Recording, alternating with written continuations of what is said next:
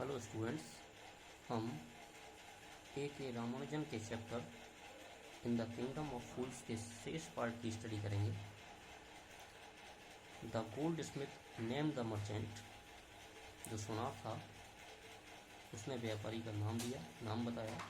And he was none other than the original owner of the house whose wall had fallen. और कह रहे हैं कि ये जो व्यापारी था वो अन्य कोई दूसरा व्यापारी नहीं था, बल्कि वही व्यापारी था जिसके घर की दीवार गिरी थी। Now justice had come full circle, और जो न्याय था वो अपना पूरा चक्र बना चुका था, यानी घूमकर वहीं आ गया था जहाँ से शुरुआत हुई थी। Thought the king back to the merchant, राजा ने विचार किया और उसी व्यापारी की ओर मुड़ा। Then he was rudely summoned, और जब बहुत उसे असभ्यता से उसे सम्मन भेजे गए यानी बुलाया गया बैक टू द कोर्ट, न्यायालय में दोबारा, तो ही अराइव्ड क्राइंग, तो वह चिल्लाते हुए वहाँ पहुँचा, चीखते हुए पहुँचा। क्या कह रहा है? इट वॉज नॉट मी, ये मैं नहीं हूँ, ये मैं नहीं था, बट माई फादर, बल्कि मेरे पिता थे। हु ऑर्डर द ज्वेलरी, जिन्होंने उस आभूषण का ऑर्डर दिया था, यानी जो आभूषण बनाने का ऑर्डर था वो व्यापारी कह रहा है मैंने नहीं दिया था बल्कि मेरे पिता ने दिया था। ही इज़ डेड, ठीक है, और अब वो मर गए हैं। आई एम इनोसेंट, मैं निर्दोष हूँ, यानी मेरा इसमें कोई दोष नहीं है। But the king consulted he minister, लेकिन जो राजा था उसने अपने मिनिस्टर से परामर्श किया, मंत्री से। And ruled डेसिसली,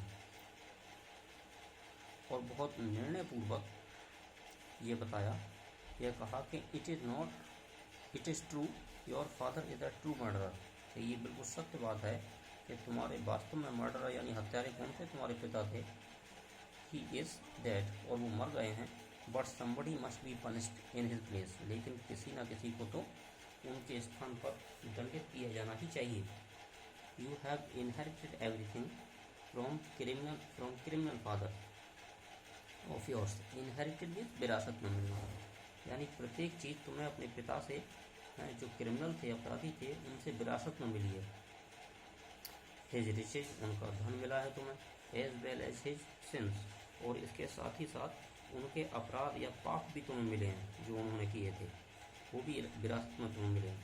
I knew eight once, मैं तुरंत ये जान गया, ठीक है। Even when I first set eyes on you, यानी पहली बार मैंने जब तुम्हें देखा, ठीक है, तो मैं पूरी तरह समझ गया that you were at the root of this horrible crime, यानी जो बहुत ज़्यादा भयानक जो अपराध हुआ है, ठीक है, इसकी रूट यानी जड़ में तुम ही हो। मैं पहले ही समझ गया।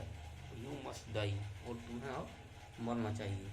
And he ordered a new stake to be made ready for the execution, और इस फांसी के लिए उन्होंने आदेश दिया कि एक नई सूली तैयार की जाए, तख्ते जिस पर खड़े ऊपर फांसी दी जाती है। As the servants sharpened the stake, और जब जो उसके राजा के नौकर थे उन्होंने सूली को शार्पन यानी बहुत पैना या तेज धार वाला बना दिया। And got it ready for the final impelling of the criminal, और अंत में जब उस अपराधी को सजा देने के लिए इसे तैयार कर लिया गया, तो it offered to the minister that the rich merchant was somehow too thin to be properly executed on the stake। तो मिनिस्टर यानी जो मंत्री था, ठीक है, उसे ये एहसास हुआ कि ये व्यापारी इतना ज़्यादा पतला है कि इसको सही से सूली पर नहीं चढ़ाया जा सकता। He appeal to the king's common sense, ठीक है, उन्होंने राजा के जो कॉमन सेंस था, बुद्धिमत्ता थी, ठीक है, उसको बताया, यानी सुझाव दिया, अपील आग्रह किया। The king to worried about it, फिर मिनिस्टर ने जब उनसे आग्रह किया तो राजा भी चिंतित हो गया इस बारे में। What shall we do, he said, उसने कहा अब हम इसमें क्या कर सकते हैं। Then suddenly it struck him that all they needed to do was to find a man fat enough to fit the stake. तो राजा ने अचानक ये कहा कि उन्हें ऐसे व्यक्ति की ज़रूरत है सूली पर चढ़ाने के लिए जो इस सूली के लिए फिट हो, उपयुक्त हो। The servants were immediately sent all over the town looking for a man who would fit the stake. अब जो नौकर थे तुरंत ही पूरे नगर में फैल गए ये तलाश करने के लिए कि इस जो सूली तैयार की गई है इसके लिए उपयुक्त मोटा व्यक्ति कौन है, उसे ढूंढा जाए। And their eyes fell on the disciple who had fattened himself for months on bananas and rice and wheat and ghee। ठीक है, तो उनकी आंखें थीं तुरंत उस मोटे शिष्य पर जो खा पी के बहुत मोटा हो गया था उस पर टिक गई। ठीक है, जिसने स्वयं को महीनों तक बनाना यानी केला खा करके, चावल खा करके, गेहूँ और घी खा करके स्वयं को मोटा बना दिया था। What have I done wrong? I am innocent. I am a सन्यासी। He cried। वह चिल्लाने लगा, मैंने क्या गलत किया है, मैं निर्दोष हूँ, मैं सन्यासी हूँ। That may be true। यह सही हो सकता है कि तुम सन्यासी हो, but it is the royal decree। लेकिन ये शाही आदेश है। Decree means Adesh. That we should find a man fat enough to fit the stake। कि हमें एक ऐसे व्यक्ति की तलाश करनी है जो पर्याप्त रूप से मोटा हो, जो सूली पर चढ़ाया जा सके। They said। जो नौकर थे उन्होंने कहा। And carry him to the place of execution. ठीक है, और उसे उस स्थान पर ले गए जहाँ फांसी दी जानी थी। He remembered his wise guru's words. अब जो चेला था शिष्य उसने अपने गुरु के शब्दों को याद किया। क्या सब थे? This is a city of fools. कि ये मूर्खों का जो शहर है।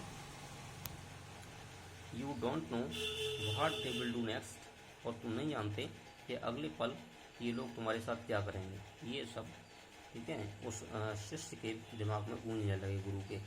While he was waiting for death. और जब वो अपनी मौत की प्रतीक्षा कर रहा था, he prayed to his guru's in his heart. उसने अपने गुरु को दिल से याद किया। Asking him to near his cry, to hear his cry wherever he was. और उनसे ये निवेदन किया कि वो जहाँ कहीं हुई थे, ठीक है, वो उनकी उसकी उस चीख को, उसकी उस प्रार्थना को सुने। द गुरु सा एवरीथिंग इन ए विजन। ठीक है, गुरु ने अपने अंतर दृष्टि से ही ठीक है सब कुछ देख लिया। He had magic powers. क्योंकि उनके पास जादुई शक्तियाँ थी। He could see far. ठीक है, वो दूर तक देख सकते थे। And he could see the future. वो भविष्य को देख सकते थे। As he could see the present and the past. बिल्कुल उस प्रकार जैसे वो वर्तमान और भूत को देख सकते थे, वो भविष्य को भी देख सकते थे। He arrived at once to save his disciple. अपने शिष्य की जान बचाने के लिए वो तुरंत ही उपस्थित हो गए वहाँ। Who had got himself into such A scrap through love of food. ठीक है, जो जिसने स्वयं को भोजन के प्रेम में यानी भोजन की चाह में के लालच में आकर स्वयं को फंसा दिया था। As soon as he arrived. और जैसे ही गुरु वहाँ पहुँचे, ही स्कोल्डेड द डिस्पल। उन्होंने अपने शिष्य को डांटना शुरू किया। And told him something in whisper. Whisper means से समथिंग स्मूथली। ठीक है, इन लो साउंड। धीरे से कुछ कान में कहने को क्या कहते हैं? विस्पर, खुशफुसाना। He scolded the disciple. उन्होंने उसको डांटा। ठीक है, और कान में बहुत धीरे से उसके कुछ कहा। Then he went to the king. तब गुरु राजा के पास पहुँचे। And addressed him. और उन्होंने संबोधित किया। O wisest of kings. कहा कि अरे राजाओं में सबसे ज़्यादा बुद्धिमान। Who is great, who is greater. ज़्यादा बुद्धिमान कौन है? द गुरु और द डिस्पेल। शिष्य या फिर गुरु या शिष्य? ऑफ कोर्स द गुरु। वास्तव में गुरु ही ज़्यादा बुद्धिमान है। No doubt about it. ठीक है, राजा बोले इसमें कोई संदेह नहीं है। Why do you ask. लेकिन आप ये क्यों पूछ रहे हो? Then put me to the stake first. तब गुरु बोले तब फिर मुझे सबसे पहले सूली पर चढ़ाइए। Put my disciple to death after me. और मेरा जो शिष्य है उसे मेरे बाद चढ़ाइए। When the disciple heard this. और जब शिष्य ने ये बात सुनी तो ही अंडरस्टूड, वह समझ गया। And began to clamour. और फिर वो भी शोर मचाने लगा। मी फर्स्ट, मुझे पहले चढ़ाओ। You brought me here first, क्योंकि तुम मुझे यहाँ पहले लाए। Put me to death first not him. ठीक है, मुझे जो है फांसी पर चढ़ाइए, उसे नहीं। The guru and the disciple now got into a fight about who should go first. अब जो शिष्य और गुरु थे दोनों आपस में झगड़ने लगे कि मुझे फांसी पर पहले चढ़ाओ। The king was puzzled by this behaviour, और इस तरह के व्यवहार से राजा बहुत पजल्ड हो गया, आश्चर्यचकित हो गया कि आज तक गुरु, उसने गुरु से पूछा, भाई do you want to die, आप क्यों मरना चाहते हो? Who choose him because we needed a fat man for the stake, बोले हमने तो उसे इसलिए चुना है क्योंकि सूली के लिए एक मोटे व्यक्ति की जरूरत थी, इसलिए चुना है।